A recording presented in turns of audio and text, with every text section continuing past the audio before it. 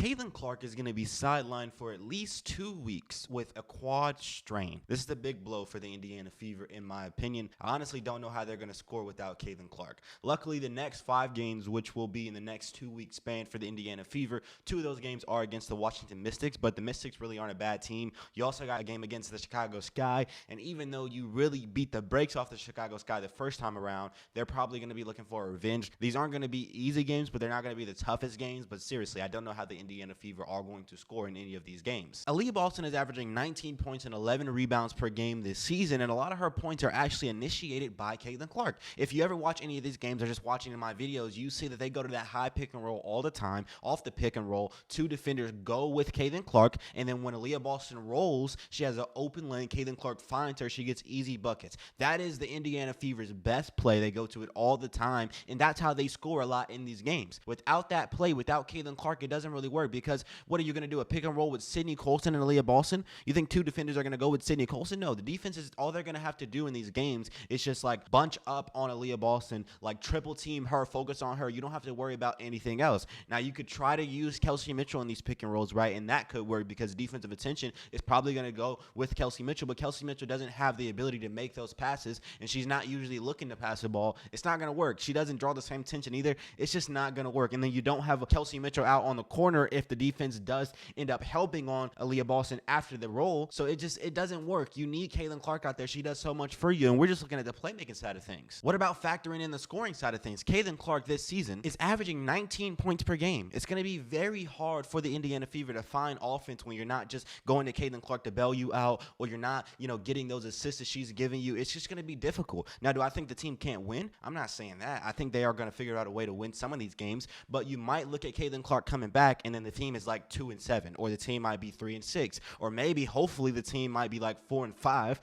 but you don't really know what this team's going to be looking like when Caitlin Clark comes back. It's going to be pretty difficult. And besides what the Indiana Fever are going to be looking like while Caitlin Clark is gone, one thing that has been going through my mind since I've seen this report is why Caitlin Clark is injured in the first place. Was it something at a practice, or has she been hurt just throughout the whole season? We've seen her on the bikes in the tunnel. Like, I think she might have been having quad injuries since, the beginning of the season, and maybe they were trying to prevent her from having the strain. Now she's got the strain. I've seen people saying that she should have been sitting out. I don't know, man, but if she has been hurt, mildly throughout the season, it would explain the shooting slump, in the past 2 games. It would explain some of the stiffness when she's dribbling the basketball. I was actually making a video yesterday that I was currently editing when this came out, and I was talking about the stiffness, in her dribble. She just doesn't look like she's flowing with the basketball, and some of those things could be because of that quad injury if it's been something that's been reoccurring. And also, we have to look at the fact that it's at least 2 weeks. At least 2 weeks. She might be out for more than 2 weeks. I don't know how long she's going to be sidelined. This is really going to hurt the Indiana Fever, man, because this team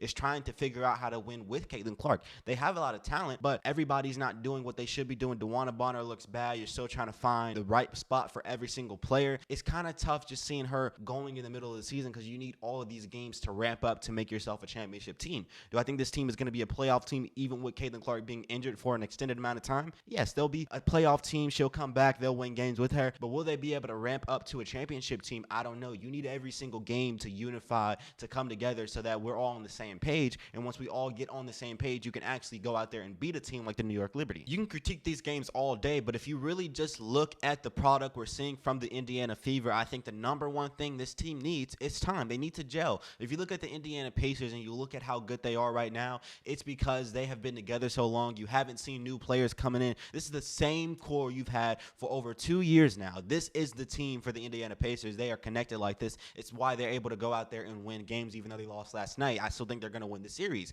They are connected. Connection matters when you're trying to make a playoff run, when you're trying to make a playoff push. Every single game matters. Everybody has to be on the same page. In the last few games for the Indiana Fever, DeWanna Bonner has been off in la-la land. She's not on the same page as everybody else. Kelsey Mitchell at times in the game isn't on the same page as Caitlin Clark. And sometimes her teammates are trying to do something and Caitlin Clark isn't on the same page as her teammates. And sometimes the coach is trying to get everybody to do something that none of the players want to do. It's just, that's all part of it. You need time together, and it's going to be tough seeing her out, man, because it's at least 2 weeks. It could be a really long time she's out. We might see her out for 4 weeks. Who knows? Caitlin Clark is, the golden goose of the WNBA, so I'm sure all of her trainers, everybody who is going to be in her ear, they're going to be telling her to sit out for as long as she needs to. You don't want her coming back too early and then her like really injuring in something and she's out for like a really long time. You have to take this slowly. So, it's just going to depend on how long she has to heal for, because because you don't want to rush her back. That's just what you don't want to see. That would be like the number one mistake of the WNBA if they did that. But maybe they've been making that mistake for the whole season, because it has seemed like Caitlin Clark hasn't been on her A game. She might have been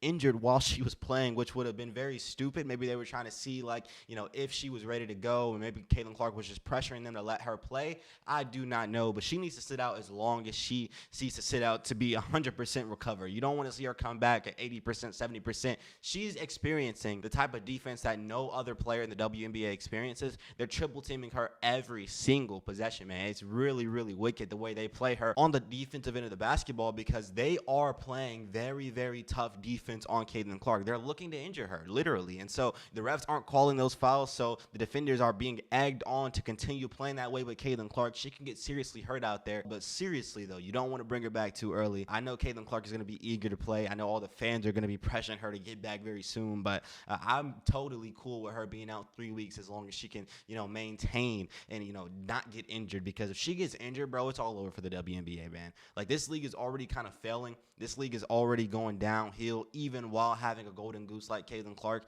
If she were to leave after everybody saw what happens when you finally get a player who's really good, nobody's going to come back to this league for a second hoorah. We already know what happens when you finally get the media attention you're looking for. You totally go downhill. So it's not going to look good if she gets injured. I'm glad they are getting her out 2 weeks before, something else happened in the game and they didn't realize it. Like, it's good that you see it and you're like, okay, she needs to be out of the game, because I'm just cool with that.